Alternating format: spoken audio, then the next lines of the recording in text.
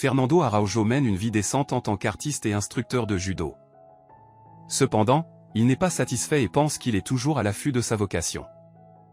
Une nuit, sur le chemin du retour, il s'arrête pour fumer alors qu'il pleut abondamment. Une fois Fernando terminé, il se débarrasse de la cigarette, qui s'éloigne lentement et tombe dans un égout près de la rive de Rio. Curieux, il descend dans les égouts et soudain une idée folle lui traverse l'esprit. Le lendemain, Fernando va rencontrer son ami ingénieur civil Sébastien et lui propose l'idée de braquer la banque. Il s'avère que Sébastien a des difficultés financières, alors il est ouvert à l'idée.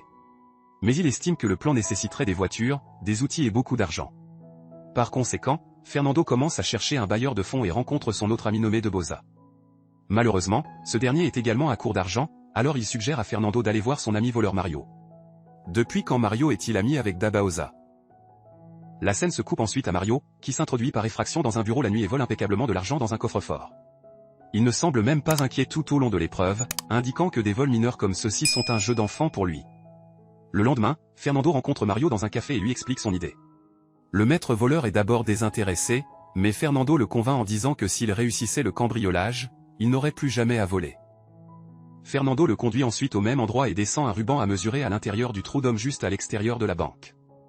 Il emmène également Mario dans les égouts pour trouver le fond de la bande. Après quelques calculs, Fernando annonce qu'ils sont à 18 mètres de devenir millionnaires.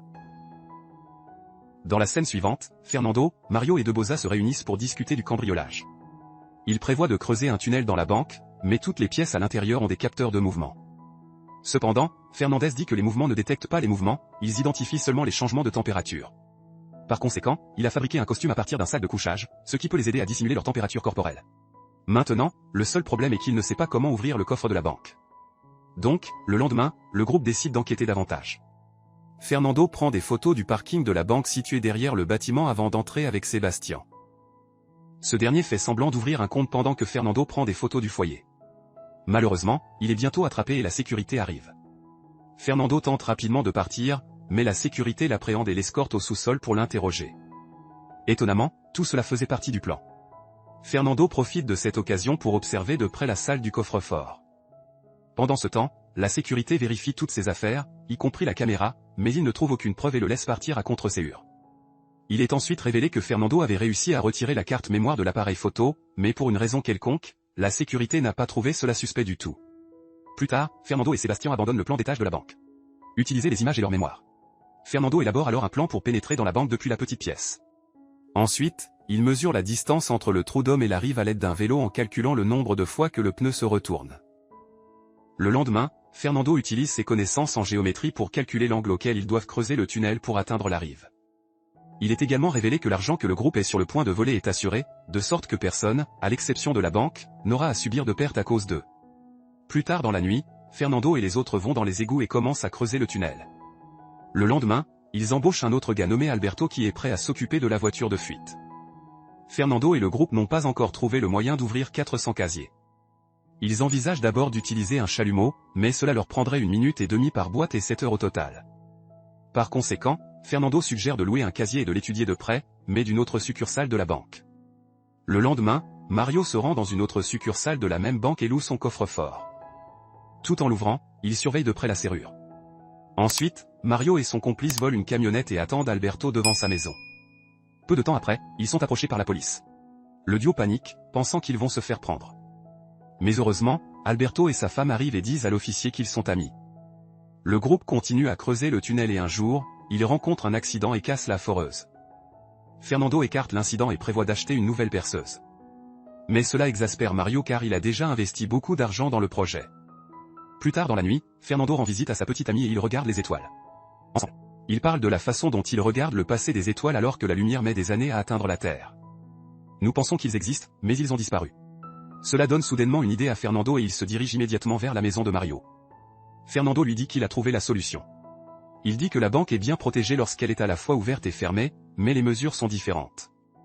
La banque a de bonnes mesures de sécurité pour prévenir le vol d'argent et de bons protocoles pour éviter le cambriolage du tunnel. Cependant, ils n'ont pas de mesures pour les empêcher tous les deux de se produire en même temps. Fernando prévoit d'entrer dans la banque par l'avant pendant les heures de travail lorsque la chambre forte est ouverte, évitant ainsi les détecteurs d'alarme et de mouvement.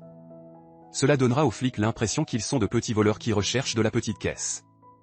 Fernando veut faire croire à tout le monde qu'ils ont l'intention de partir par la porte d'entrée afin que les flics ne soupçonnent même pas une évasion du tunnel. En entendant tout cela, Mario est ravi et il adore l'idée. Vous avez obtenu tout cela en regardant les étoiles, mec. J. La scène passe ensuite au jour du braquage. Tout le monde applique de la colle sur ses doigts pour cacher ses empreintes digitales. Sébastien est déposé dans les égouts et il entre à l'intérieur pour faire son travail, tandis que Fernando et les autres entrent dans la banque déguisés avant de mettre leur masque. Peu de temps après, Mario et Debosa se dirigent vers le premier étage, tandis que Fernando et Alberto occupent le rez-de-chaussée. En même temps, ils sortent leurs armes et ordonnent à tout le monde de s'allonger sur le sol. Un agent de sécurité le regarde transpirer depuis la salle de vidéosurveillance et alerte immédiatement la police. Il est alors révélé que Fernando entend la communication de son talkie-walkie. Mario ordonne au caissier de charger l'argent dans un sac, tandis qu'Alberto va verrouiller la barrière de stationnement. La police finit par arriver à l'extérieur et voyant cela, Fernando tient un civil sous la menace d'une arme. Il menace ensuite de tuer l'homme si la police tente de faire irruption dans la banque. Suite à cela, Fernando retourne à l'intérieur et informe ses complices que la première phase est terminée. Dès que Mario entend cela, il tient une femme sous la menace d'une arme et ordonne à l'agent de sécurité dans la salle de vidéosurveillance de se rendre. Le garde accepte à contre-séure et Mario saisit son arme, son chargeur et son téléphone portable avant de le relâcher à l'extérieur. Ensuite, le groupe désactive toutes les caméras de la banque. Fernando va dans la petite pièce et déplace l'armoire de l'autre côté. Sébastien brise le mur et pénètre dans la banque par le tunnel. Les deux vont ensuite chercher de l'équipement dans leur voiture, se dirigent vers la chambre forte et commencent à assembler la machine. Un flashback révèle alors que Sébastien avait construit une machine électrique Canon qui peut casser la serrure en 7 secondes. Ensuite, tout le monde règle une minuterie sur leur montre alors que Sébastien et Fernando commencent à pénétrer dans tous les casiers. Pendant ce temps, la police, les médias et les proches des otages se rassemblent devant la banque. Le capitaine de police parle à l'agent de sécurité et apprend la situation à l'intérieur. Ailleurs, alors que Fernando et Sébastien continuent d'ouvrir les casiers, ils entendent soudain la police grimper sur le toit. Mario reçoit ensuite l'appel du capitaine sur le téléphone du garde, qu'il avait pris plus tôt.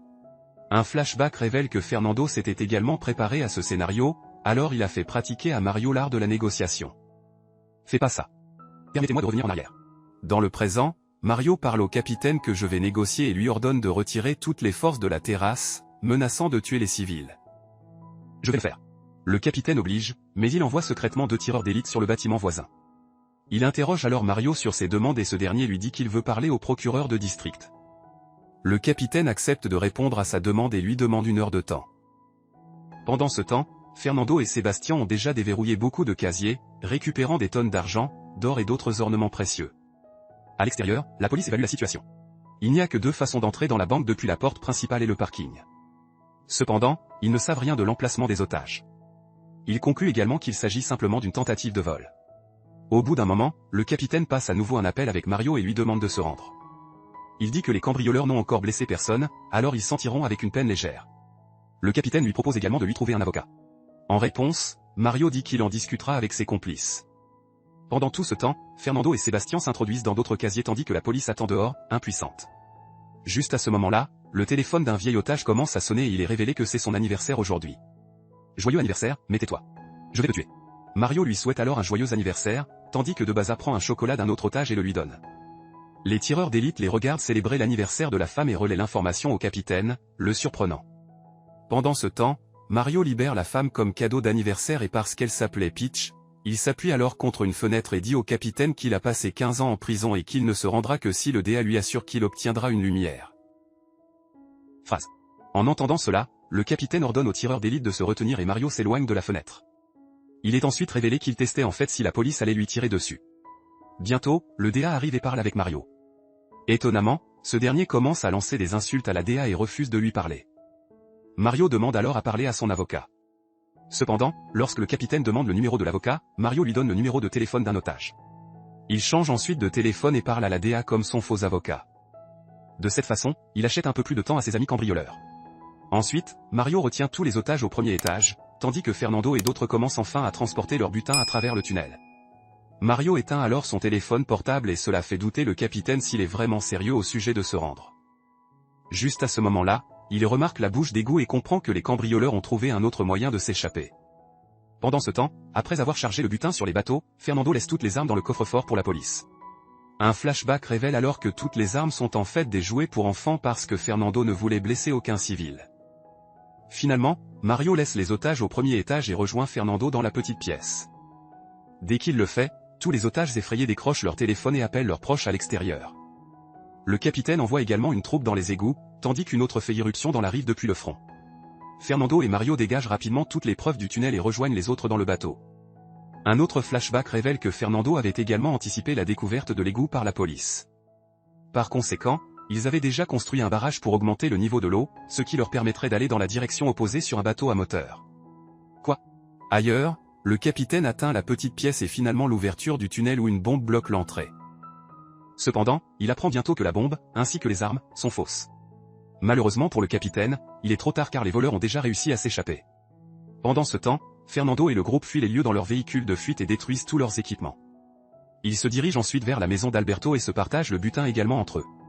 Plusieurs mois se sont écoulés et le groupe semble profiter de sa meilleure vie. Cependant, un jour, la femme d'Alberto le surprend en train de la tromper. Cela la rend tellement furieuse qu'elle le dénonce à la police, l'exposant comme l'un des voleurs du braquage de la banque. Enfer 2000. Fury, mec. En conséquence, un par un, tous les voleurs sont arrêtés. Alberto ne sait pas comment le garder zippé. Le film avance à nouveau rapidement 7 mois dans le futur. Fernando est libéré de la prison et il est accueilli par Mario dans sa voiture de luxe. Il est ensuite révélé que Fernando s'était également préparé à un scénario dans lequel ils se sont fait prendre. Il a délibérément suggéré qu'ils utilisent des armes jouées afin de ne blesser personne et de s'en tirer avec des peines plus légères. Fernando et d'autres peuvent également garder une partie importante de leur butin parce que la banque ne tient pas de registre de l'argent et des objets conservés dans les coffres-forts. La banque a estimé que les casiers stockaient 25 millions d'argent et de bijoux, mais la police n'a récupéré que 1,17 million bijoux. Comme il n'y avait pas de registre officiel des objets dans les casiers, la police n'a pas pu poursuivre une affaire solide contre les criminels et ils se sont essentiellement tirés avec seulement une tape sur les doigts.